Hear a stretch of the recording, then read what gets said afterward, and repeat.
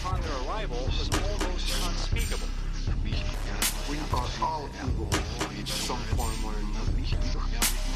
I'm not guilty. The dead won't bother you. It's the living you gotta worry about. If I couldn't keep them there with me whole, at least I felt that I could keep their skeletons. Hello, friends. Welcome to the Bad Taste Crime podcast. I am Janelle. And I am Vicky. And this is the nicest we're going to be Oh. for this episode. I mean, Something to ease you in. Yeah. It's going to be a heck of an episode. Oh, yeah.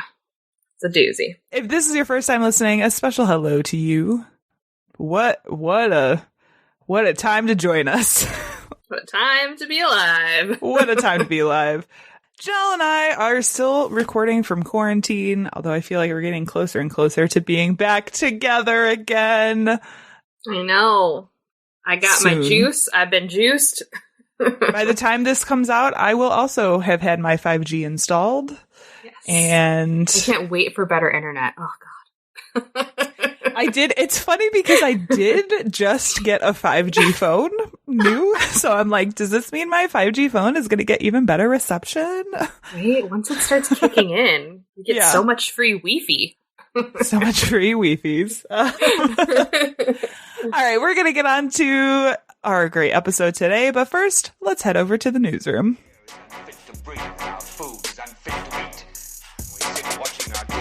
Some local newscaster tells us that today we had 15 homicides and 63 violent crimes, as if that's the way it's supposed to be.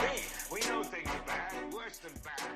Again this week, our news comes from Florida. I feel like after not recording some new content for a little while, there's just a lot that's been going on in Florida that we haven't been able to talk about. It's true.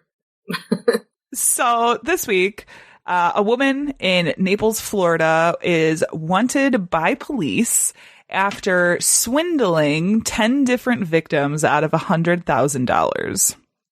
So what happened is the victims had responded to an ad that she placed in free newspapers on radio stations and flyers in laundromats that offered a 100% guarantee in dealing with wife or girlfriend issues using witchcraft. Hell yeah. So after doing some incredibly witchcrafty things, let's see, I had to pull up the article for this. This is from Click Orlando. Okay. So it says, make a witch jar? A what? A witch jar? Did she make a witch jar? What's a witch jar? It's a spell where you put all of the things inside of a jar and seal it, and generally you bury it. No. Let's see. I practice the dark arts. The first victim says that the woman whose name was, she had given her name as Rosalia, pulled out a deck of tarot cards and told the victim she sensed something dark in his life. Oh boy, okay. So she instructed him to fix the darkness by sleeping with 3 eggs under his bed and then return with the eggs the next day. This sounds like some Santeria stuff. Yes. Yeah. You said eggs. I was like, Santeria? Definitely. Yeah. Because they said most of the free newspapers were Hispanic newspapers. So I think there is a Santeria deal going on. So he did that. He put them under his bed, went back, and she waved them over the victim's head before she opened them up to reveal that one contained blood, another contained needles, this and is Santeria. the third contained worms. Sick. Okay. So after that, she said, okay, so here's how we solve this. You need to get as much money as possible. And bring it back to me, and I will bless your money, which would make it double or possibly triple in quantity, right? Okay. Uh-huh. So he went away. After I take half. He went away. Oh, no! He borrowed from people and pulled out all this money. In this case, he returned with $29,500. Damn. Okay. And Rosalia took the cash. She went to bless it, but she said, "Oh, I see some darkness in this money. I need to take this money to a temple in Fort Myers, and then I'll give it back to you tomorrow." Wink, wink. So tomorrow comes around, and she says, "Oh, I need to reschedule the appointment." And then she completely stops responding to any messages or any phone calls or anything, disappears with this money. So there's other, like, when police went by, there were other people waiting outside of her, like, apartment with money, like, waiting to get it blessed. And police are looking out for her. She's described as Hispanic or Eastern European with an unknown accent, medium build, blonde hair with dark brown roots and light brown eyes. She's about 5 feet 2 inches tall. There are some sketches out that we'll put in the research links to this episode. If you look at these sketches and you know anything, you can contact the Naples Police Department at 239-213-4844. But homegirl has not been caught yet, from what I can tell. I wouldn't tattle. Because if she really is a bruja, don't tattle. That's all I gotta say. Fair enough. Fair enough. All right, we're going to move on to Netflix and Kill, where this week we are talking about This Is a Robbery, the world's biggest art heist. Hell yeah! Yeah, this was good. This one was really interesting. So in 1990, 13 works of art worth $50 million were stolen from the Isabella Stewart Gardner Museum in Boston by two men Boston dressed again. as Boston police. I know this wasn't intentional, but I realized, like, oh shit, there's a lot. Boston's fucked up, man. Yeah. So the artwork included pieces by Rembrandt, Vermeer, Degas, and Monet, and the museum has offered a $10 million reward, but has been unable to recover any of the artwork. It's still on their website. The reward? Yeah. Oh, really? Yep. Interesting. I didn't even look at their website. I guess I should have, huh? So no arrests have been made in this case. There is some speculation that has been made that either the Irish mob or, more likely, the Italian mafia was involved in the heist. So that's like the setup for this whole documentary. Mm-hmm. Very interesting, the amount of, like, because this is definitely one of those cases that's just rife with theories and conspiracies and, like, moving, you know, this specific mobster is connected to this person who moved these things from here to here. And then there was this one time this thing happened where they said something about a Rembrandt. And I mean, that's like the whole thing. And they're just constantly chasing these leads and never really catching a break. What did you think, Miss Art World herself? Right? Art World embodied. Full of shit. I liked it a lot. I thought it was very interesting. I had kind of known a little bit about it just because, like, in a couple of my art history classes that I've taken, we've discussed things like this and forgeries and whatnot. The whole thing is, I don't know if this is an insult, but it's very Boston. The way in which they stole everything, they, like, cut the shit out of the frames really haphazardly. Yeah. They took random shit that wasn't really worth anything. Yeah, so they talk about it being sort of weird. It's almost like a specific list of things that they were looking for when they went in. And it wasn't just paintings. There was like a Chinese vase, I think, that had been stolen. They were taking gold pieces off the tops of, like, fucking flags and shit. Like, oh, yeah. Weird, very weird, random things. They took a bunch of prints and sketches, which were small and easy to steal, but, like, also not really worth a whole lot. Yeah. And then they cut all of the stuff that was worth a whole shit ton out of the fucking frames. So, basically worth nothing. Yeah. Yeah, and I think it's interesting because they talk about this in the beginning a little bit. The museum itself, Isabella Stewart Gardner, who built this building and filled it with all of this artwork, had said in her will that nothing can be changed. Otherwise, the property reverts to somebody else or the city, or I'm not sure who it reverts to. But so even though these paintings have been stolen, they've had to just put the empty frames back on the wall. Just giant emptiness. which is very eerie. They have these sections of the documentary where they switch from like the images from when the museum was broken into to now, where it's literally just the original frame just empty because they can't change anything per her will in the museum, which I found interesting. Yeah, the thing about that is, like, if you're going to steal art and it's going to be expensive art, don't fucking cut it from the frame. Yeah. You idiots. If you want, like, it's not uncommon for people to paint things on the canvas and then stretch it over a frame. Like, do your due diligence. Don't harm the art. Remove it from the back like a good robber, which is why I think it was somebody who had no fucking clue what they were doing. Right. Right. And the way that they tied up the guard with the duct tape, they had no fucking clue what they were doing. It was like around his head from chin to forehead, like that way. And then there was like one piece around horizontally around his eyes, I think. Yeah. And no the dude has this long, curly, he was a hippie. Massive amount of hair. Yeah. Which I'm always thinking like, man, that duct tape and that hair had to be a bitch to get out and off. Mm-hmm. The other thing they talk about, too, is once you cut them out of the frame, the only way to transport them is to roll them up, which is, like, hugely damaging to these paintings that hundreds of years old.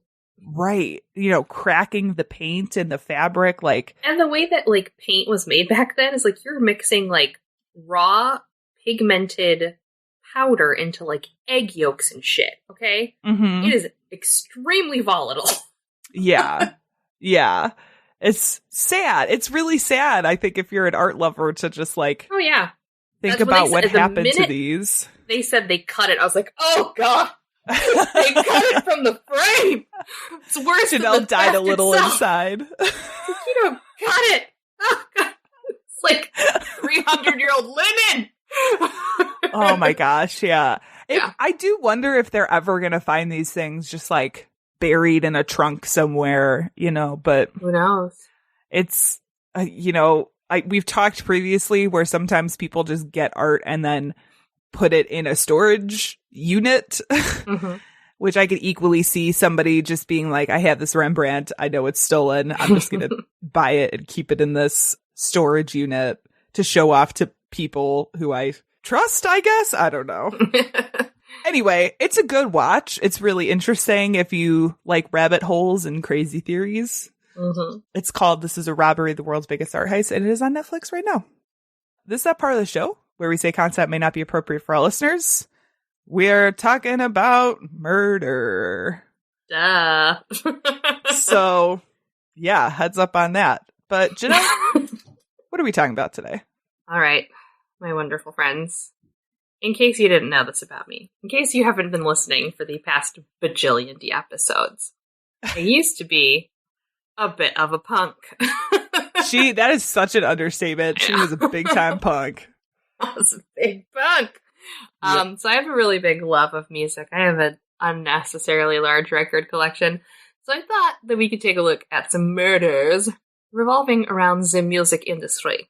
And really, like, the music industry is rife with crime and murder and fraud and abuse and just, like, tons of crazy shit, So I wanted to reach back into my roots, my punk rock roots, and we're going to talk about Sid and Nancy. Oh my God. Yay. I was really excited to talk about this because this is a story that I know a little bit about, but I have never had, like, a full deep dive into this whole thing. I feel like that's the case for a lot of people. So this will be exciting for everyone, hopefully. Yeah. Not just for me as I geeked out while writing it.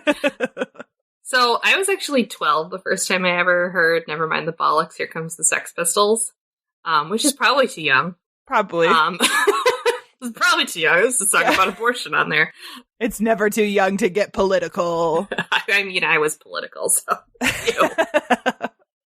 My grandma lived in Cleveland. That's where she was from.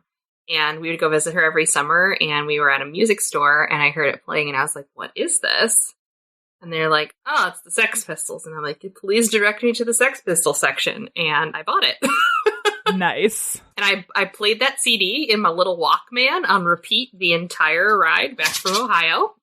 Okay. In the back of our giant van. It was so 90s. I'm having flashbacks to doing the exact same thing. Like, Oh, yeah. yeah. And it was interesting, the following year, when I went to visit my grandma again, there was actually an exhibition about punk rock and the origins of punk rock at the Rock and Roll Hall of Fame.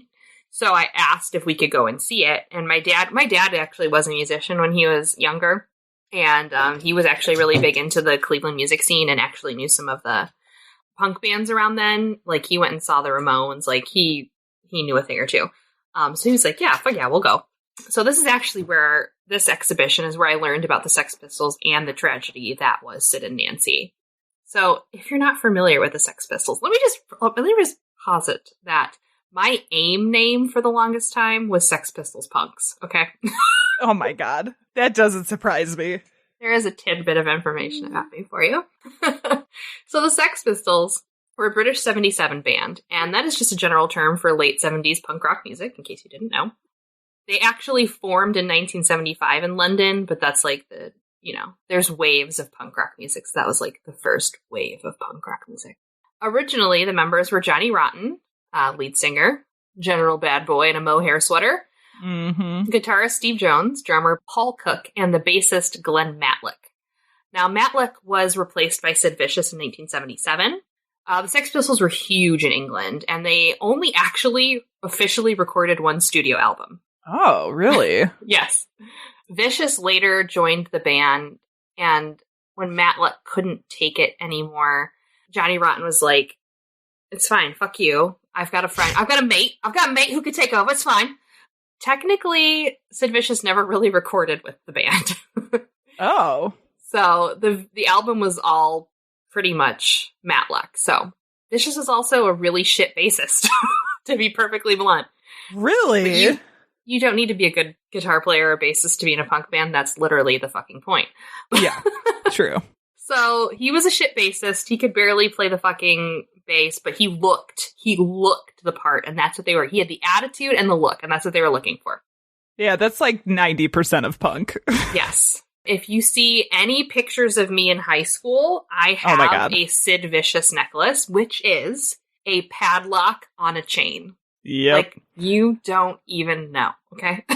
I was in school with this girl in high school, and I remember you hanging around with all the punk kids, and you did the mohawk for a while, didn't you? I had a Chelsea. I had a Chelsea. Yes. Uh-huh. Mm-hmm. Sure. Yes. I don't know. That's a female mohawk where you don't have to put it up all the time. It's cut in a specific way, so when it's down, it looks like your hair's normal. Yes. You had that, and I remember lots of leather and studs and fishnets and shit kickers, and yeah. Yes, girl. Oh, yeah. I remember high school, Janelle. Sometimes I miss that aesthetic sometimes. Sometimes I miss torn fishnets and army surplus boots covered in chains. I think people now looking at you would never assume that you did that, because now you have a very like 50s aesthetic. Like it's very true. It's like the total opposite of like. I still have my extensive fishnet collection, and I still have shit kicker boots. Like they're right here next to me. Like yeah. But you went from like punk to pinup girl, which is amazing. Yes. It's a very interesting transformation. Yeah. Which is why when people look at my music, they're like, holy fucking shit. Yeah. Like, yeah. It's complicated. Mm-hmm. Yep. I realize that you don't always have to play dress up and be the part in order to enjoy the music. No. Which I feel like, it was a place and a time for me. Yes. So, back to the Sex Pistols. Johnny Rotten was good friends with Sid Vicious, which is really like how he got into the band. Shortly after he joined, he met Nancy Spungen, who was an American rock and roll groupie and ultimately led to the demise of this band and both. Oh, great. So cool. Great. Nancy Spungen was from Philadelphia and was born into a very wealthy kind of upper middle class family, which if you look at her, you'd be like, the fuck? Yeah. When she was a baby, she cried 24 hours a day, 7 days a week. And because this was the 60s, they gave this 3-month-old baby barbiturates to help her sleep and to stop crying. So, great. Now you can see where the addiction problem comes into play. Yeah. She was diagnosed as schizophrenic when she was only 15 years old. She was very temperamental, extremely violent as a child, and even tried to kill herself repeatedly. Mm-hmm. She was, however, extremely smart, and she graduated from high school early, at fucking 15. Wow. She began college at 16 in Colorado, but was eventually expelled due to arrests for marijuana possession and destroying college property. That literally sounds like my teenage years. Yep. Yeah. She was just doing it in college. You know? But she was 16. So there. Yeah. So after she got expelled, she decided to move to New York at 17 and began following bands around, becoming a bit of a groupie. She followed around the New York Dolls, the Ramones. She was really good friends with Johnny Thunders, which he was the worst heroin addict at the time. I mean, weren't they all? I mean, really. I watched a shit ton of documentaries, and they kind of were talking about the heroin problem in the punk scene. And they were talking about how the London guys were lightweights and that they couldn't take their heroin and that the New York guys would fucking shoot them up under a rug. And I was like, that is not a competition I ever want to be a part of. No. And honestly, like, the punk scene, heroin was, like, really prolific, but it was, like, the whole rock scene at the time. Like, heroin was just a big deal at that time. It's crazy. It was looked at as like a drug of the streets, right? Because like cocaine was a drug of disco, and it was the drug that all the fucking, rich people were taking. And if you wanted to live fast and hard, you did heroin, and you didn't take that pussy ass cocaine shit. Yeah. Yeah. So this was a problem. She's hanging out with a big, huge heroin addict, and so she herself becomes a massive fucking heroin addict. As you do. To support herself, she was a sex worker. They called strippers at this time go-go dancers, too.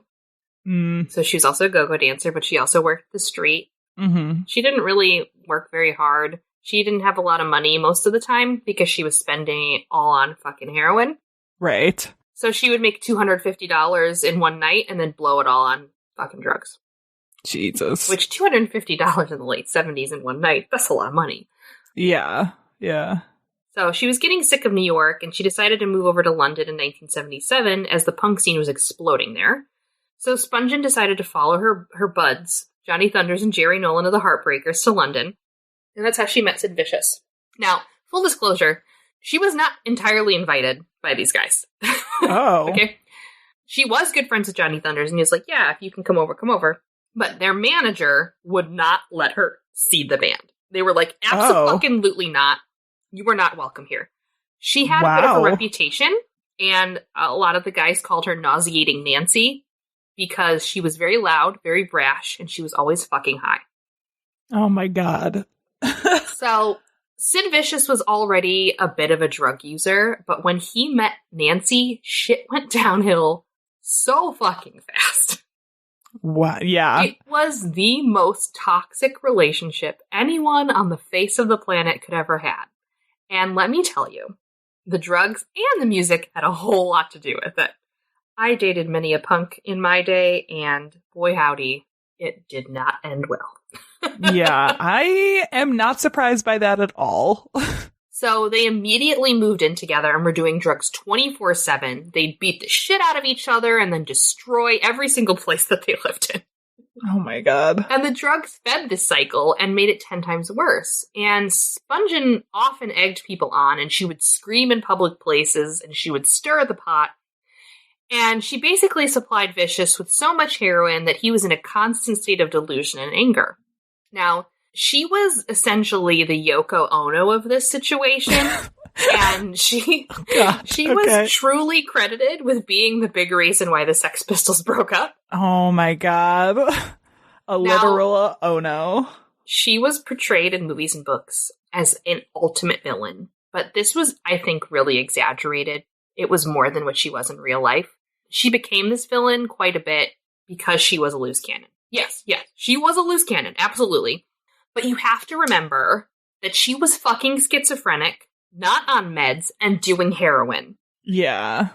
Like, how much of what she said and did was really truly her and not the drugs talking? You have to kind of take it with a grain of salt. That kind of mental illness is like so severely exacerbated by doing hard drugs like that. Like, oh, yes. There's no way, especially if it was not being treated, like literally in any way, shape, or form, that she would have survived that. Yeah. So I wanted to play, she was actually interviewed quite a few times in the short time that her and Sid Vicious were together. And I wanted to play a few clips so that you can actually get an idea of how she truly was, because there is a movie called Sid and Nancy that has Gary Oldman in it. And I love that movie, don't get me wrong. It's fucking great. But it is full on bullshit. It is the most exaggerated fucking story of Sid and Nancy there is out there. Let me tell you, Gary Oldman is Sid Vicious. Lord, I melt. Oh yeah? Okay, hold on a second. I can't. Gary There's something Oldman, about it. Gary Oldman is Sid Vicious. Sid Vicious. Here we go. Machi. That's all I have to say. Oh my god. But the woman that they got to play Nancy, she did this voice where she was like, Sid! And it's like not how Nancy Spungen sounded at all. I think they did her a great disservice, to be perfectly honest. Yeah. But it made an interesting story, so there you go. What do you think? What do you think, Vicky? Huh? Such a cup of tea. Yeah, this is definitely your thing. My specific cup of tea. This is your specific thing. So, I mean, he's fine. He's I need fine. I need a moment to collect myself. Oh, God. So I'm going to play this really quick clip of her by herself, and then in an interview with Sid Vicious, where she's asked about feminism, which I thought was very interesting. So this one's just, the first one's just her interview. Sorry, just to go over that, Malcolm's attitude once more. Yeah, he didn't like me because I was a junkie. He tried to keep me and Sid apart for months and months and months. Like, we had to keep the clandestine secret, everything. And finally he just gave up because he couldn't do it. He just couldn't do it. Sid just kept saying, look, I will hang around with who I want to hang around with, and I'll have stay in my place who I want to stay in my place, and you're not going to tell me who not to. So just fuck off. And he just gave up. So now I guess we could say we're on speaking terms again. That was her talking. Malcolm was their manager, and he tried so hard to separate them because she was literally the one supplying him with heroin incessantly. So this next clip is an interview. I forget who else is in it. It's Sid Vicious, Nancy Spungen, and two other people in the punk scene that are part of the interview. But the woman asks Nancy about feminism, and I thought it was very interesting.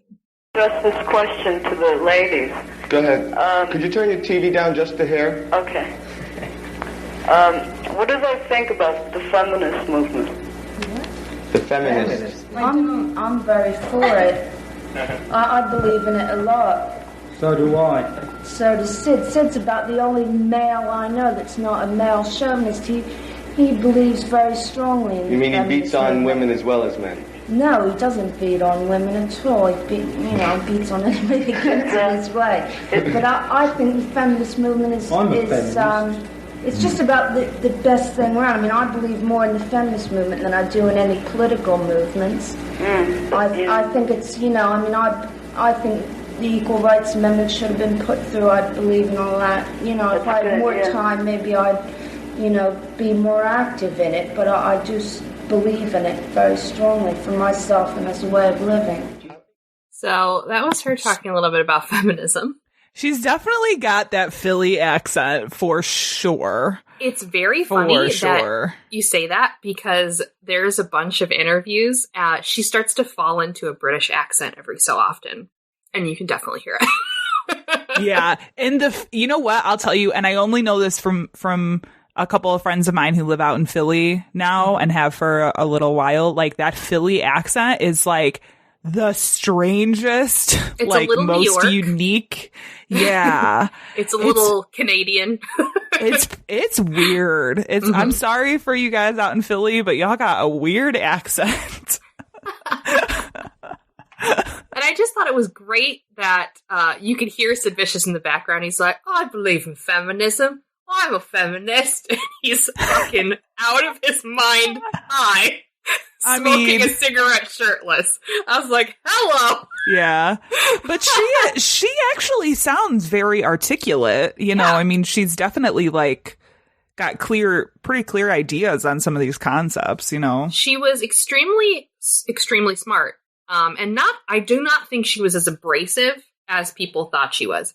I think that she spoke her mind, and if you're, not if you're a woman speaking your mind, you're automatically like abrasive, which is fucking you're ridiculous. Too loud. But sometimes I've never been a junkie. I've never done heroin, but sometimes I really could identify with Nancy because people would say shit like that about me, like, oh, you're really loud, or like, I've been called intimidating my whole fucking life. Same. My whole life. I was like, okay. Same. Oh my God. So I get it. And this was kind of in a time period where people were still holding on to those like very 50s housewife ideas. Yeah. And the punk scene was absolute the antithesis of all of that. So I don't think she was as abrasive as people claimed that she was. No. Now, I fully believed that, like, Sid Vicious really loved her. She was his real, like, a first real girlfriend. And they were extremely close, constantly together. But like I said, they were just not good for each other. They really brought out the worst in one another. I think they both have such bad, addictive personalities that they couldn't get away from each other. Mm-hmm. So the Sex Pistols began this tour of America in 1978, and their manager, Malcolm McLaren, made it clear that Nancy was not allowed on the tour. And this tour would be the end of the band, to be honest. Now, their dipshit manager, a lot of people say he was great, but I think he's a fucking idiot. He booked them in every conceivable place that would not allow punk rock, okay? They played the Bible Belt. They were playing the South. They played Texas and Alabama, okay? That doesn't seem smart. No. You're in Bible-thumping country, and you have a bunch of British dudes coming in talking about anarchy, okay? We lived in a shitty cornfield, and I talked about anarchism and communism as a ways of political discussion, and people looked at me like I was fucking insane, okay? Yep. When I said, oh, I'm an atheist. Right. Right. So, I get it. Like, that's like a no, okay? It's like a hard no. It just didn't jive, and eventually they wound up going to the West Coast sooner than later, and Sid was in fucking heaven, okay?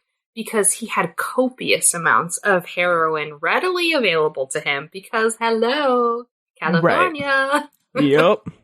Now, the Sex Pistols played their very last show on January 14th, 1978 at the Winterland Ballroom in San Francisco. Sid acted like a total ass the entire time, was barely even fucking playing, and now, in a famous act that Johnny Rotten yelled across the stage, he said, "Ever get the feeling like you've been cheated?" And then just stormed off the stage. Okay. Johnny Rotten is a fucking drama queen, in case you didn't know. Okay. So, the Sex Pistols broke up. But Nancy still thought that Sid could carry on and have his own solo career. So she became his self-appointed manager, and she rebranded him as a singer. So they did away with the bass, and she moved them back to New York, where she had more connections to the music scene. And there was, of course, way more heroin. Oh, nice. So the two moved into room 100 at the Chelsea Hotel, which also happened to be the former residence of such greats as Arthur Miller and Mark Twain. Oh, God, okay. This place, though, had become a shithole because it's the 1970s New York. Right. It was rough. It was tumble. It hadn't been, swept away of its grit just yet. I mean, this was Times Square when it was full of, like, shitty nightclubs and porn theaters. But they chose that place because of its location close to a methadone clinic. They started this methadone program in the 70s in New York because of the rampant problem with heroin. Right. And if you're not familiar, methadone is basically a heroin kind of substitute. It's like a substitute, yeah. It helps you wean off of intravenous drugs, although you can become addicted to methadone as well. Right. Even though they say you can't. Yeah. So they decided to try to clean up a bit, but they were still doing heroin, and their room at the Chelsea was their love nest and their heroin den. Oh. So Vicious worked a bit that year doing performances at Max's Kansas City in New York, which was like the big to-do punk venue besides CBGB's. Okay. So he played there on the 28th, the 29th, and the 30th of September. And this performance was recorded and eventually was released as an album months later, posthumously, and is like the only recorded music that Sid Vicious did in his solo career. Gotcha. That month, Spongen's father visited them and stated that they were living in a state of filth and were so strung out that they didn't even know that he was there. In October, Nancy called her mother saying she was having kidney problems and needed money, and she admitted to her mother that Sid was extremely depressed and hitting her more. Oh, and her mother refused to send them money and like hung up on her, and that would be the last time that she actually ever spoke to her daughter again. Oh. On October 12th, 1978, Nancy Spongen was found on the floor of their bathroom in her undergarments, wedged under the sink, covered in blood from a single stab wound to the abdomen. She was only 20 at the time of her death. Oh my gosh. And here's like a brief timeline of the events leading up to her discovery, and this was kind of from records of people being interviewed and Sid Vicious's interview. 9:45 p.m., Sid Vicious and Nancy Spongen strolled down the hall from their room at the Chelsea Hotel to visit Kathy O'Rourke and Neon Leon Webster in Leon's room 119. Kathy, who had known Nancy for several years, described the event in these terms.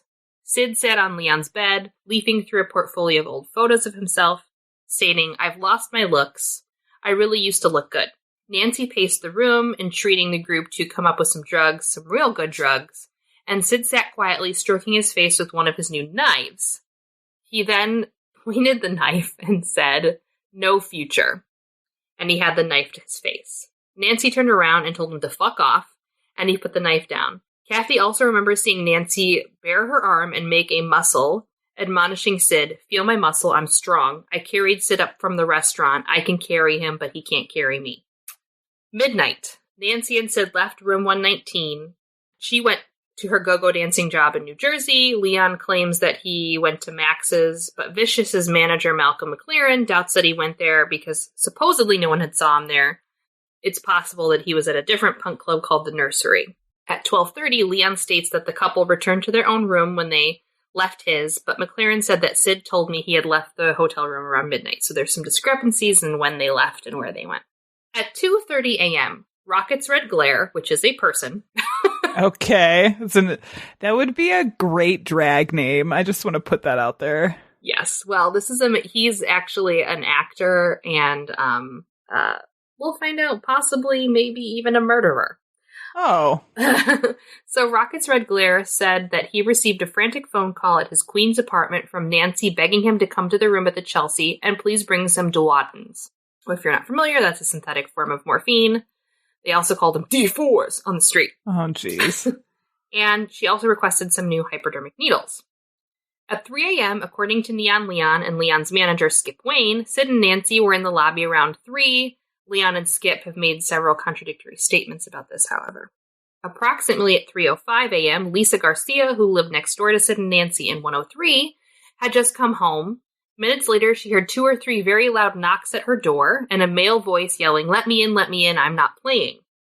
Lisa said the voice frightened her and she did not open the door. Soon after, she went to sleep and did not wake up until the next morning on Thursday. Smart woman. At 3:15, Rockets arrived at the Chelsea and he claimed that he had been able to come up with the drugs that Nancy had asked for. Nancy was wearing a long t-shirt over black underwear and Sid was lying on the bed in black pants and a shaggy sweater. They talked some about Rockets becoming Sid's bodyguard to protect him from street fights, but mostly about scoring Dilaudidins for Nancy. At 3:30 to 4:45 approximately, the phone rang many times while Rockets was in the room. Nancy only picked it up once and had a brief conversation.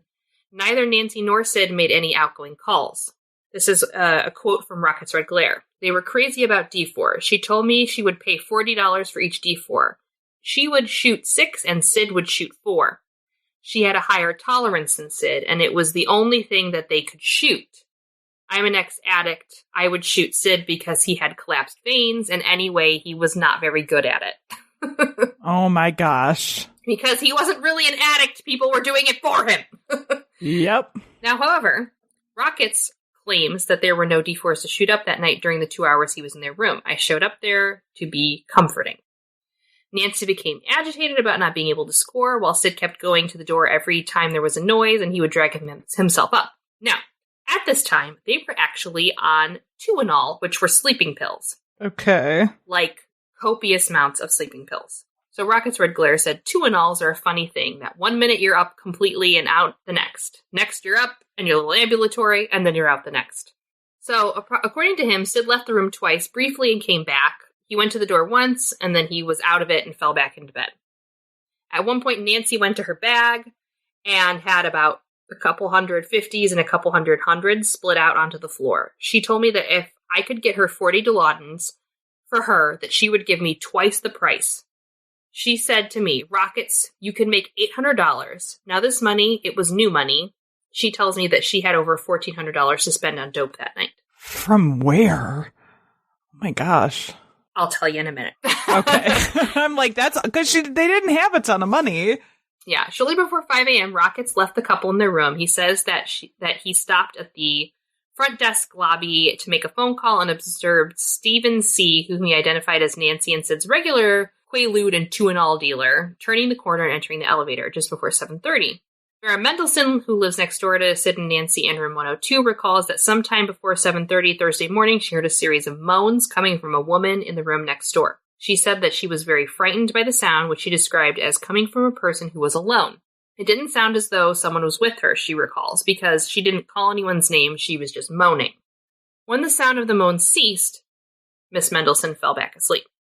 At 9:30 a.m., Herman Ramos, the desk man, received an outside the hotel call from a male claiming that there was trouble in room 100. Ramos sent Charles, the bellhop, upstairs to find out what was going on.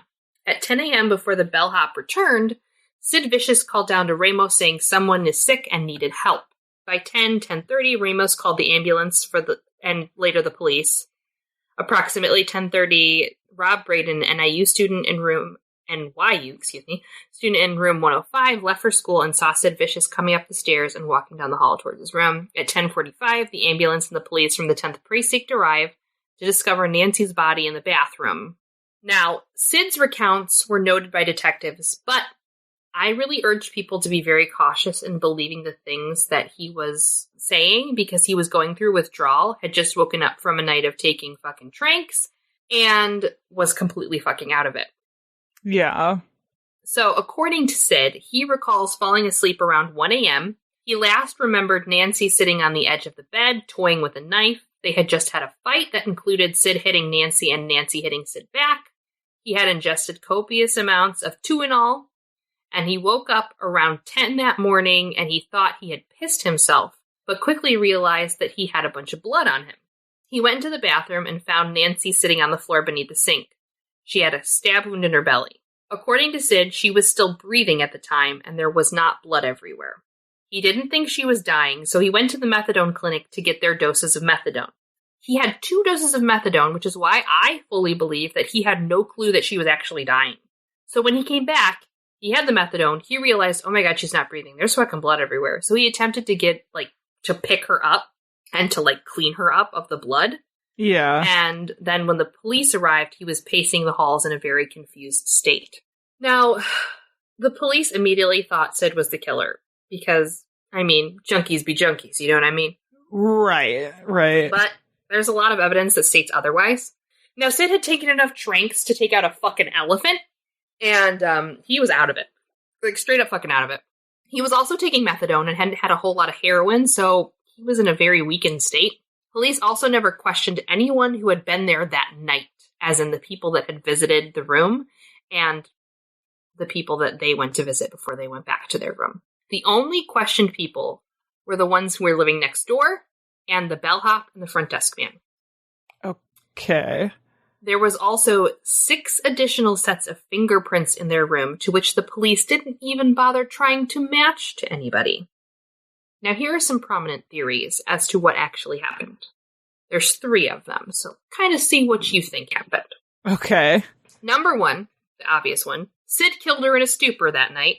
To me, that is the least likely because he was, like I said, out of it from taking a truckload of fucking tranquilizers. Okay. Also, this guy was like 100 pounds soaking wet and barely could fucking hold his own weight. So, like, I highly doubt it. Number 2, Rocket's Red Glare, or one of the other people that night, got into a fight with Nancy and stabbed her and then left. This, I think, is probably the most likely of the theories. The blood on Sid, in my belief, was actually from Nancy trying to wake him up to get help. She found her way into the bathroom to try to clean her up and fix herself, and then she passed out from blood loss. This seems the closest to the truth because Sid and Nancy had about $25,000 in cash on them at the time, and it was missing. Oh. They received this cash because Sid had actually just gotten a record deal, and that was his advance. Okay. And also Nancy had just gotten back from working, so she had a couple $100s on her herself. Now, Rocket's Red Glare was stated to have later had a wad of cash with him shortly after the incident, tied with a purple hair tie, which was actually the signature of what Nancy would do with her cash.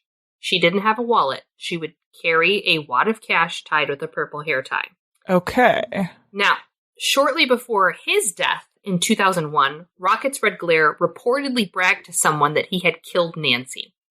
He also was an extremely bad drug addict and known to tell a lot of lies, so this could be a truth or it could be a complete fucking fabrication for street credit. Right. Either way, he died of an overdose too, because again, junkies be junkies. Right. He's been interviewed a few times, and you can find this. He was a low-level actor in New York at the time, so he's in a lot of very weird kind of B movies. But it is the prominent theory amongst a lot of Sid and Nancy's friends that he was the one that fucking killed him.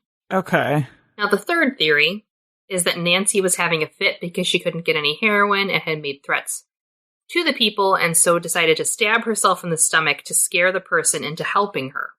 Now, Nancy did have a history of self-harm and had been hospitalized several times for suicide attempts. This also might be the answer as to why there weren't reports of a woman screaming for help. Instead, people just heard those quiet moaning and faint cries. Mm-hmm. So, Sid Vicious was charged with her murder immediately, and he was sent to Rikers Island and was then released on bail to the care of his mother. Attorney F. Lee Bailey was commissioned to handle the defense for Sid Vicious, and they called on a private investigator to look into the details that the police overlooked. F. Lee Bailey, you say? F. Lee fucking Bailey. That motherfucker. Okay. So, he was released on $50,000 bail posted by his record company, Virgin Records, and it was supposedly working on a new record, so they were like, we're going to pay your medical bills and your legal fees. Mm-hmm. So, after a week, he was released, and Vicious tried to commit suicide by slashing his wrists. He was quoted as saying, "I want to join Nancy and keep up my end of the pact." So they supposedly had a suicide pact that if one of them died, the other person had to kill themselves. Okay. He even wrote a note, which was in his left pocket, and it said, "We had a death pact, and I have to keep up my half of the bargain. Please bury me next to my baby. Bury me in my leather jacket, jeans, and motorcycle boots. Goodbye." So he spent time in the psychiatric ward of Bellevue Hospital following his suicide attempt and was released into the custody and the care of his mother on November 6th. Sid landed himself back in jail in December of 1978 after assaulting Patti Smith's brother in a bar with a broken bottle. After 7 weeks of detention and detox in Rikers Island jail, Vicious made bail again for $10,000 on February 1st, 1979. He actually was on his way to becoming clean because of his second jail stay. The evening of his release, he attended a party with his new girlfriend, Michelle Robison, and a few others in a New York punk scene. Shortly after he went to bed in the next room, his mother had stayed the night to make sure that he was okay, and she was in the separate adjoining bedroom. Reports from people at the party stated that he was sad and that his mother wanted to do something to cheer him up, so she bought her almost clean addict son a ton of heroin. Oh my god. Good job, huh? Good momming. Way to be. Sid Vicious was found by his mother the next morning having OD'd on the heroin, which was tested to be at 80% purity. Okay? That's fucking hard. His mother denies claims that she fed her son heroin. Most people in the scene did not believe that Sid killed Nancy, In fact, only Nancy's mother really believes that he did it. Wow. She wrote a book about her daughter called And I Don't Want to Live This Life, a mother's story of her daughter's murder, where she states that she believes that Vicious had something to do with her daughter's death. Sid Vicious was only 21 at the time of his overdose. If you're interested in more stuff, like I said, like there's a ton of books and a ton of documentaries on the subject. There's even that, Gary Oldman movie that you can watch. It was pretty delightful. But I left the police report and a couple pictures of Nancy because, like, I literally dressed like that. I was like, oh my God, I had a sweater like that. Yeah, you did. I had a skirt like that. I had a lot of yeah, things. Like, my hair was crazy like that. Into a time machine of Janelle. Yep. So that is the tale of Sid and Nancy. Vicky, what do you think happened? I don't know. I feel like I was all ready to believe, because even if you're like out of it on Quaaludes and just, there could be times where you do things that you don't remember. Like, that's not implausible, right? Mm-hmm. But when you had said that all of the money had been stolen, yeah, like that definitely is suspicious. And I think definitely sort of points more towards Rocket's red glare, because he had said that he had seen this money spilling out, right? Oh yeah, didn't he make a statement like that? Yeah, he made a statement. Yeah, and I don't think that Nancy would, from what it sounds like, that she would have stabbed herself. So I think I'm actually with you on this one. That that's probably the most likely of the theories. Yeah, yeah, it's an interesting story. Yeah. Yeah, very interesting.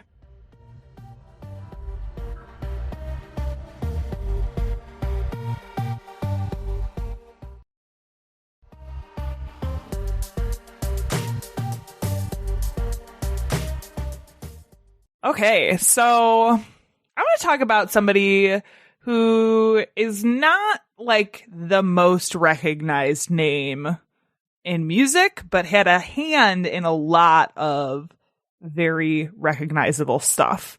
Okay. So I'm going to talk about Jim Gordon. Are you familiar with Jim Gordon? Not his name, but I'm sure once you start mentioning who he's been dealing with. Yes. Yeah. So he was born James Beck Gordon, but like I said, he's had a hand in many ways and many, many hits in big name bands as a session drummer. Mm-hmm. So his first drum set was put together when he was 8 years old. He put it together out of trash cans that he found. Sick.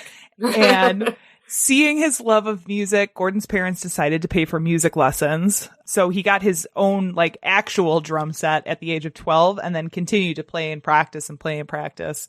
Really, the only apparent sort of like stain on his childhood was his father's alcoholism.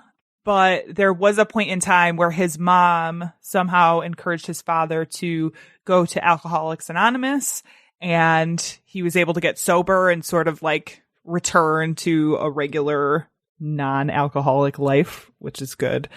But even Gordon in like later interviews is like, yeah, no, I had a pretty good childhood, like nothing too crazy. During high school, Gordon played with the Burbank Symphony Orchestra. He toured Europe and he played the Tournament of Roses Parade with like a youth band. Remember those days, Vicky? Yes. Yes, I do. Hey, I was that marching band nerd. I'll admit it. It was great. Yeah, I was in choir. We drumline. traveled together. So fun. He eventually began playing clubs in West Hollywood and West LA with a band called Frankie Knight and the Jesters. And when college came around, Gordon's parents like really were strongly encouraging him to attend, but like higher education really wasn't a thing that he was super interested in. He even turned down a music scholarship from UCLA. Honestly, you probably didn't really need it back then. No, because at this time in the early 60s, like the music scene was really blossoming. It was like the perfect time for studio musicians. There's so much music being made at this point in time. During his shows with the Jesters, Gordon was scoped by the bass player for the Everly Brothers, who asked Gordon to be their drummer for the 1963 tour of England. Now, Gordon actually joined them the the following year for another tour before returning home. And from there, he tried to really break into the studio scene. He would get his big break when Hal Blaine, who was another big session drummer, contacted him. He was like, Hal Blaine is probably the most well-known name when it came to session drumming in LA at the time. And so he had started suggesting Gordon for the work that he was too busy for, which basically cemented Jim Gordon's name in the list of session greats.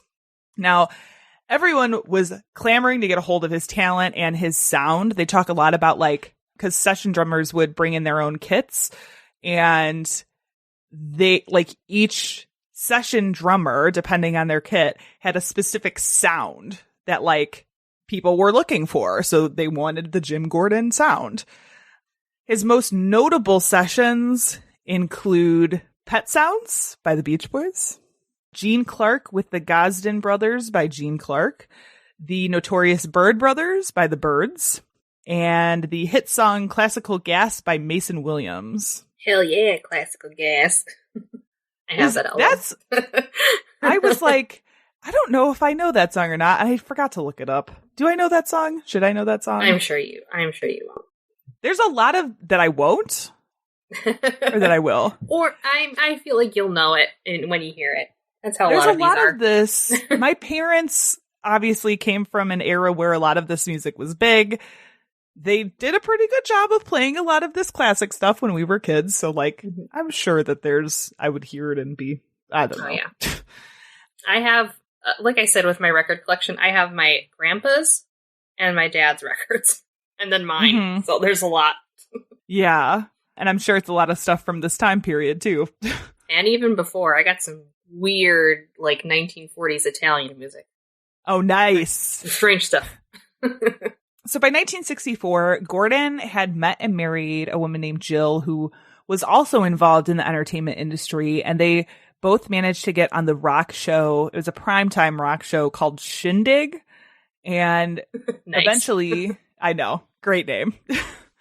Eventually, they bought a house in North Hollywood near Gordon's parents. Now, he had started hanging around with Leon Russell and Rita Coolidge, who connected Gordon with the soul duo Delaney and Bonnie Bramlett. Through this connection, Delaney and Bonnie invited Gordon on their tour of England in 1969.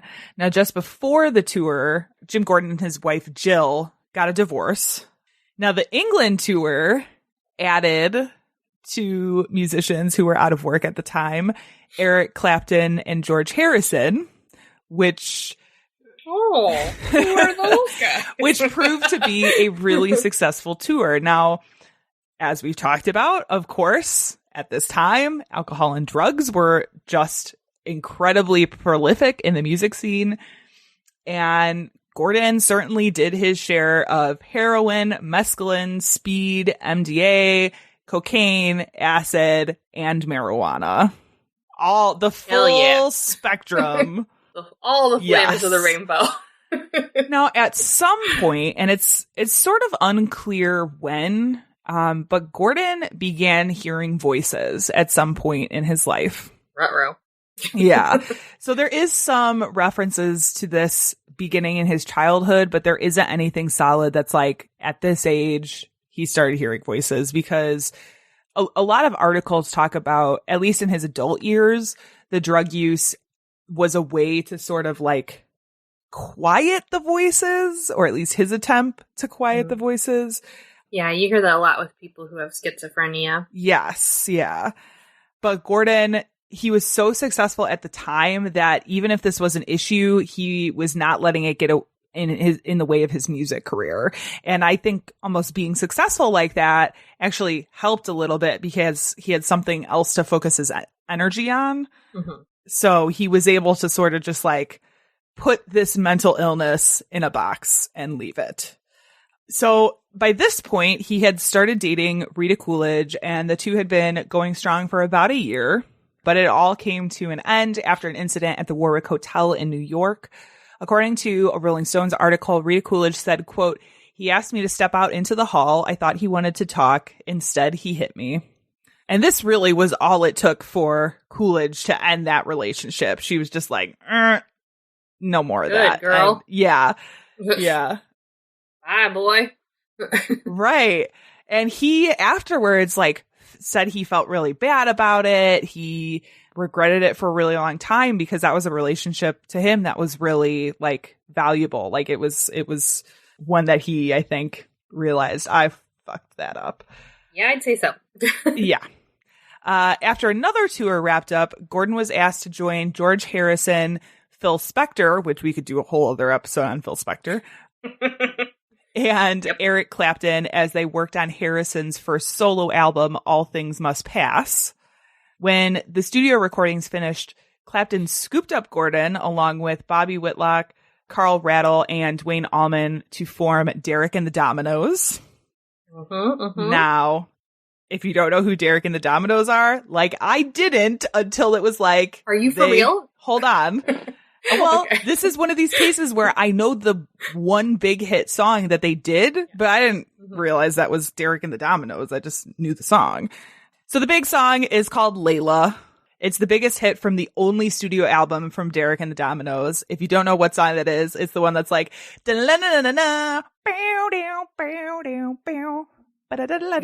okay. So yes. Yeah. That was pretty good, right? I think that gets the point across. Yeah, I mean, it's funny because Clapton has always, like, unfairly said that was his song. Yeah. Because he continued to play it after they broke up. So, like, that's why it's funny to me. Yeah, and so in that song, there's, like, that, like, the first half of it is, like, a rock thing, and then they go into this piano break, like, midway through the song. Piano interlude, which is featured in Goodfellas, when everyone is found dead. Yes. After the heist. My favorite part. Yeah, it's that piano part that's like, well, I can't think of it at the moment, so I'm not going to try to sing it. But that part is actually credited to Jim Gordon writing that, which has also been disputed because there's been allegations that he stole it from Rita Coolidge, which is a whole thing. But anyway, the point is, he was playing with Derek and the Dominoes when that song came out. Then the band went on their only tour before breaking up in 1972. 70s. Yeah. All these one-night stands with bands. Yeah. And there was some infighting too regarding the marketing of the band and specifically the song and the album having to be like if I remember correctly, the way it sounded, it was like the record companies wanted to market it as an Eric Clapton thing, and the rest of the band was like, nah. Hell no. Yeah, like, we did this too. So again, from the Rolling Stones article, quote, the group broke up acrimoniously after its only tour in 1972, citing differences over money and artistic direction, but the drugs had much to do with it too. Quote, the producers wouldn't pay me for Layla, Gordon recalls, because they said I would be dead in 6 months anyway. Jesus. Yeah. Which I find it really interesting that the record companies were helping Sid Vicious out so much at the time, getting out of jail and all of this, considering his, like, prolific drug use, right? Right. Yeah. But that was a couple years difference, you know? Right. Because that was cool in 1977. So Gordon continued his heavy drug use, mainlining heroin regularly. Cool. Cool. Like you do. Yes, as one does. John Lennon recruited Gordon to work on his solo album, Imagine. And then he drummed for Traffic on their album, The Low Spark of High-Heeled Boys, and toured with them following the release of that album. He stopped off in London and worked a bit for producer Richard Perry. And he, like, worked on a bunch of stuff, including Carly Simon's You're So Vain. Afterward, Gordon returned to LA, where he continued to really be in high demand. He was like one of the most high demand session drummers. And so he worked with the likes of Steely Dan, Frank Zappa, Johnny Rivers, and Maria Muldaur. Sweet. Jim Gordon calls this time period the best of his life, even though his drug habit had progressed a bit from heroin to speedballs. Cool. Speedballs are the thing. Which, if you don't know what a speedball is, it's basically heroin mixed with cocaine. Fun times. It's like, yeah, it's literally like the next tier of like horrific drug abuse. So Gordon's personality and attitude slowly began changing. And some of this is due in part to his mental illness. Some of this is due, I would say much of this is due in part to his extensive drug use. And see a theme. Yeah. This is why I was like, it's not just the punk scene. It was like the whole music scene was just like, let's do all the drugs and drink all the booze. Like, crazy. So again, from the Rolling Stones article, quote, it was as if there was a struggle for control over him and he was slowly losing. He went from warm to polite, from friendly to pleasant, from quiet to uncommunicative. During session breaks, he would stand alone in the corner, sometimes mumbling to himself. He told a friend not to give out his telephone number. He didn't want to talk to anyone. End quote. So he was basically turning into a recluse, often disappearing for like days. He had all of these insecurities about like not being good enough, that were starting to surface into really true paranoia. This was sort of seeping into his personal relationships as well, affecting his marriage to singer Renee Armand. One afternoon, when she was coming home from the store, Gordon confronted her saying, quote, "I know what you're doing." She was like, "What the fuck are you talking about?" And he cleared things up by pointing to 3 objects on the floor that he said made a magic triangle and accused Renee of bringing evil spirits into the house. Oh, here we go. Yes. She tried to explain that she wasn't responsible, and Gordon punched her, resulting in several cracked ribs. Renee ended the marriage very quickly after that. Good job. I am loving all of these women who are like, okay, bye, fuck you. I was going to say, I want to give all the credit in the world to these women in his life, because just about every single one of them, like the first instance of abuse or violence, they were like, all right, peace. I'm going to get out of here because clearly this is not going to work. So good on all of them. Now, after she left and Gordon had some time on his own where he like wasn't in a relationship with anybody, wasn't living with anybody, the voices he had heard softly throughout his life started to become the only thing that he could hear. There were specific like voices that he could identify and had a clear image of what these voices looked like in his head, including a man with a white beard, a young blonde woman, someone described as dark and Greek. Okay. This is just what they said. And then there were other voices in his head that represented people in his family, including his brother, his aunt, and probably most importantly, his mother. This is so in this Rolling Stones article, which I'll link to in the show notes. It was a really great article, but they actually went and interviewed Jim Gordon for this article. And so this is kind of what he said about this time period where he was hearing all of these voices. He said, quote, "The voices started out friendly. They were giving me little pointers, how to take care of myself and the house, how to shop. I was glad for the help. I was getting ready for the rest of my life. I thought it was pretty strange, but there was nothing I could do about it. I heard them all the time. They would tell me if I was doing right or wrong, and I took it in like a fool. They said I had some kind of responsibility to God and the country. I was the king of the universe, they said. I had to make sacrifices, and I had to do what they said. That's when my mother started making me eat half my food." Okay.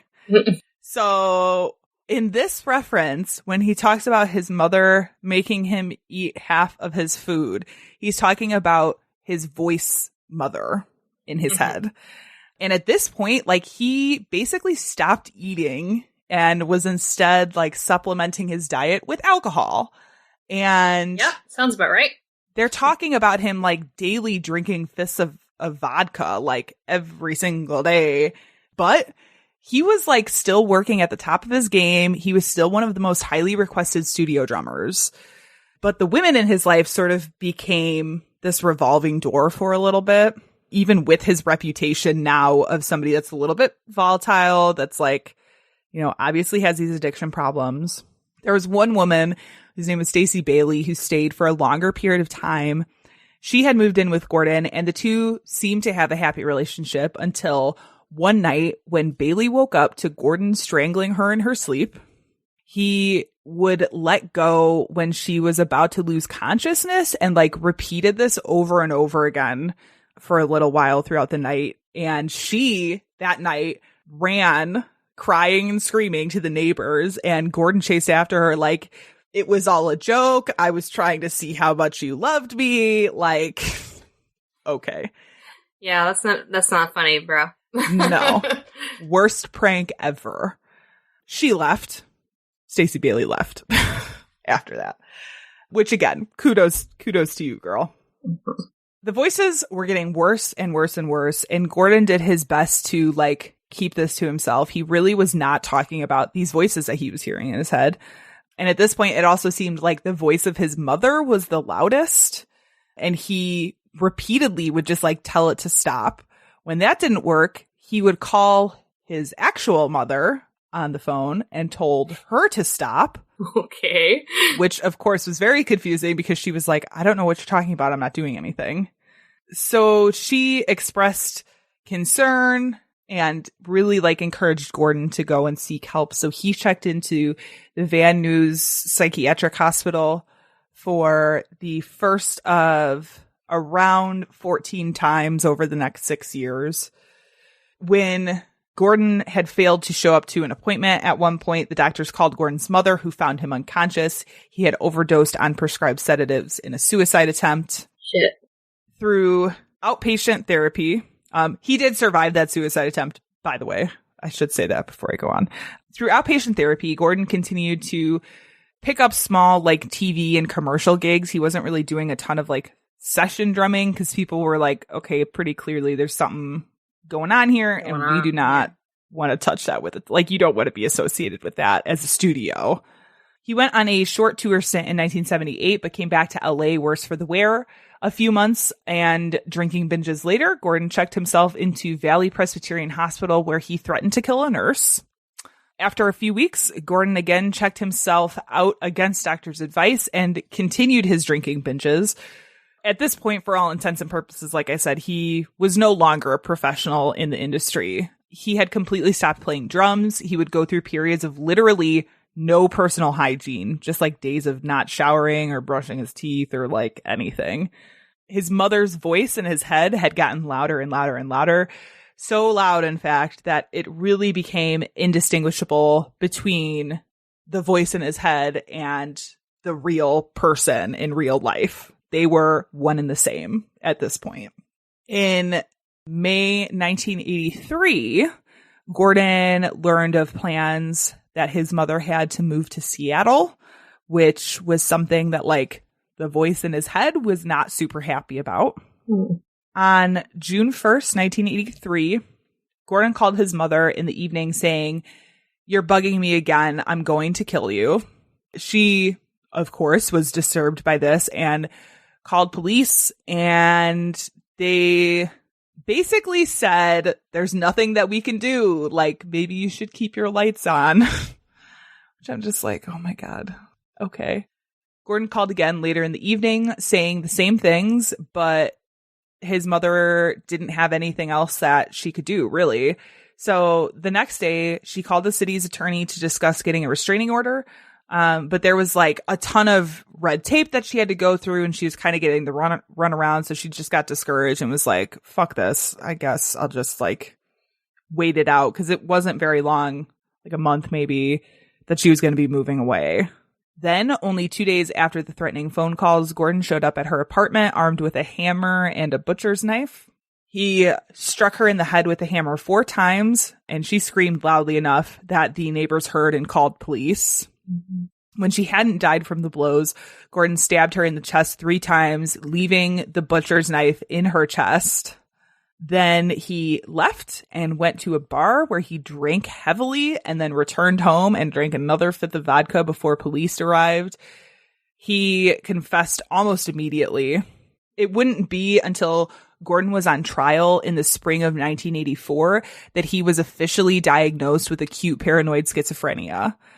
This whole time, nobody had ever, even going to any of the mental health facilities, like, had not been diagnosed schizophrenic.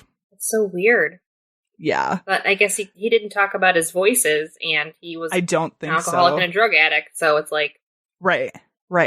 Yeah, after thinking about it now, like, all of those trips to psychiatric hospitals and mental health facilities, like, I guess if you're not talking about the voices in your head, nobody's going to know about them, right? Like... Yeah, because they're just going to think it's psychosis from rampant drug use. Yeah.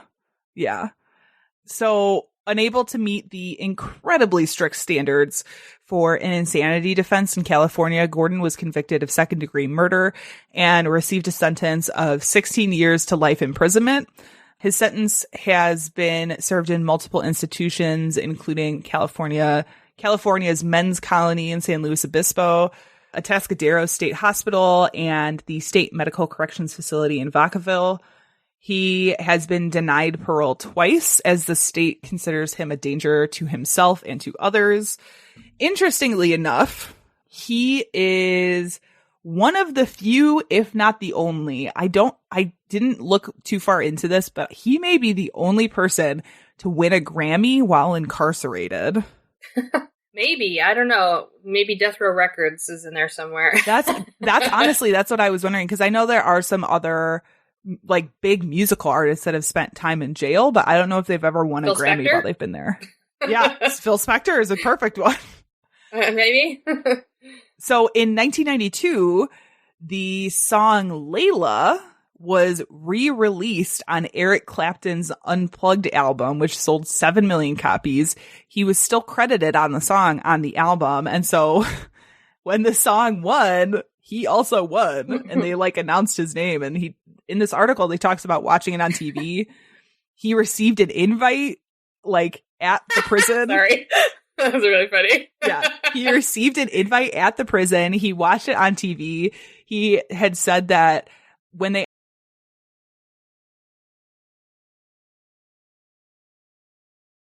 yo, dude, you just won. And of course, Eric Clapton did not mention him at all in his acceptance speech. Yeah. And yeah. So. Well, I mean, Eric Clapton's a bit of a twat, so. Which is really unfortunate, because I feel like he makes good music. There's some of these people who I'm like, you make really good content, really good movies, really good music, whatever. You're just kind of a dick. Like, yeah. Why you gotta be like that? A lot of them are. I know. Why you gotta be like that? Like, what did you expect was gonna happen? You weren't gonna get famous? I don't know. Anyway, that's the story of Jim Gordon, the most unknown, well-known music murderer, I suppose. You started, like, talking about it, and for a minute, there's another psychedelic, like, guitarist from the 60s, Rocky Erickson, who had almost an identical story. Really? But he didn't kill anybody. I was going to ask, did he kill his mom too? He didn't kill anybody, but he was like, he did drugs, he was in and out of psychiatric hospitals, like, almost identical. Fucking nuts. Yeah, it's wild, because it's like not even is it just like this assumption that the amount of drugs and alcohol that you're doing is causing your psychosis. Like, not even just that. There was such a gap between mental health and, like, people wanting to acknowledge that mental health was a real problem at the time. The interesting, though, the difference between your story and Rocky Erickson's is that he was committed to an institution, and he was involuntarily given electroshock therapy. Oh shit!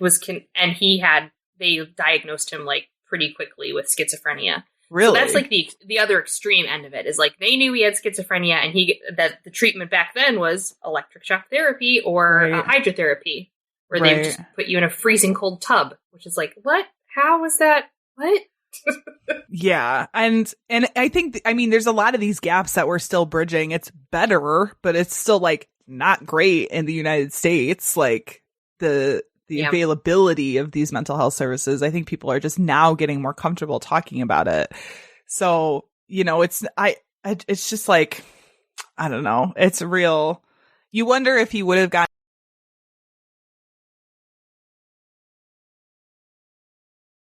been I feel entirely different. Yeah, I feel like sobriety would have helped significantly. Yeah. But honestly, if he would have went, like, he probably would have gotten the same treatment if he would have went into a facility and they diagnosed him with schizophrenia. He would have gotten horrible shock treatments. Right. Yeah. God. Well. Mental health awareness. Yeah. If you need something a little bit more uplifting, hopefully whatever ad is going to play after this is more uplifting than this. For an at-home electroshock therapy treatment. No! Why don't you check out this podcast? Hi, I'm Brienne. I'm Courtney. And I'm Olivia. And together we make up Super Serious Social Justice. We get together each week to talk about a very serious topic. No, really. We've talked about police shootings, politics, mental illness, disability, race, gender, marriage, kids, pretty much everything. I mean, and also farts. There is a lot of farting. And belching. What we're saying is that we're like you. We're normal people who want to be kind, but also be able to joke about bodily functions. So we've created this podcast to make tough topics accessible and fun. And we even stuck some cat pictures on our website to lure you in. So join us every Wednesday for a new episode of Super Serious Social Justice. You can find us on Apple Podcasts, Stitcher, and all your podcasting apps, or at sssjcast.com. All right, folks, that has been this week's episode. Very interesting. Now piss off! No, I'm kidding. Really carrying that punk attitude through. I know. Aren't you? Well, I'm going for it. Mm-hmm. If you liked this episode and you want to see more like this, you can find every episode we've ever done at badtastepodcast.com. They're all there. I would say just skip the first 10. And no. The first 5. Just know that they're not of good quality. The first in the sound 2. department. Yeah. But the content's still good. It's pretty okay. We were still getting our bearings in those early days. Oh, God. It's just funny to think back on. Anyway, that's all at badtastepodcast.com. There you can also find links to merch. Merch to links. The merch Easter eggs. There's also a link to our donate page if you want to support the show financially. We're just 2 regular people doing some regular stuff, so because podcasts aren't free, guys. I mean, ours is, but it's not free for us. It's not free to make. It's free for you. Anyway, not the point. Capitalism. Janelle, you got anything else before we close out? Go find the music that we talked about today and listen to it and see if you can hear the murder creeping up inside of it.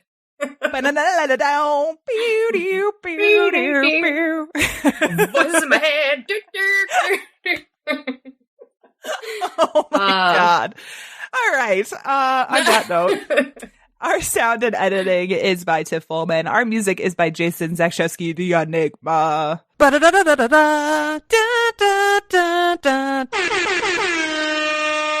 This has been the Bad Taste Crime Podcast. We will see you in 2 weeks. Goodbye. Piss off! 10 young women and left their bodies on the hillsides along the highway.